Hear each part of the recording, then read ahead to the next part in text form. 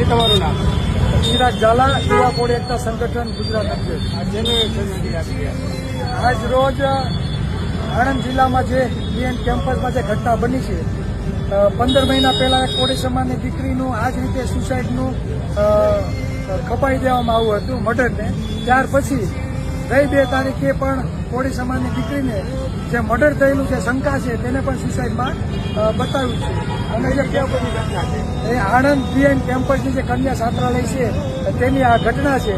તમે photo footage જો તમે તો કયા પણ એંગલથી એવું નથી લાગતું કે આ દીકરીએ સુસાઇડ કર્યું હોય.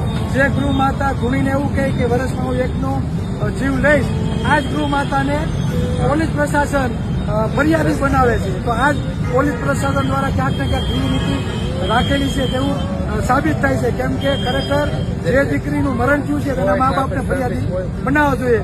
પણ જે મોટી સંસ્થા છે 30 થી 35,000 સ્ટુડન્ટો જ્યાં ભણે છે, આ કેમ્પસવાળા પોતાના કેમ્પસનું નામ બદનામ ના થાય તેના માટે આ ઘટનાને દબાવી રહ્યા હોય તેવું અમને લાગી રહ્યું છે. તમારી માંગ શું છે? અમારી એક જ માંગ કે 2.5 કરોડની વસ્તી આ ગુજરાતમાં કોળી અને ઠાકોર સમાજની છે. અમારા મતથી જો આ સરકાર બનતી હોય છતાં પણ જો કોળી સમાજના યુવાનોને ન્યાય માટે રોડ ઉપર ઉભા રહે અને જો ન્યાયિક રીતે ભીખ માગવી પડે તો આ સરકારને પણ શરમથી ડૂબી મરવું જોઈએ. આગામી દિવસોમાં જો આ દીકરીઓને ન્યાય નહીં મળે તો સ્થાનિક સ્વરાજ્યની ચૂંટણીમાં અને 2047ની વિધાનસભાની ચૂંટણીમાં કોળી સમાજ ભાજપનો સંપૂર્ણપણે બહિષ્કાર કરશે.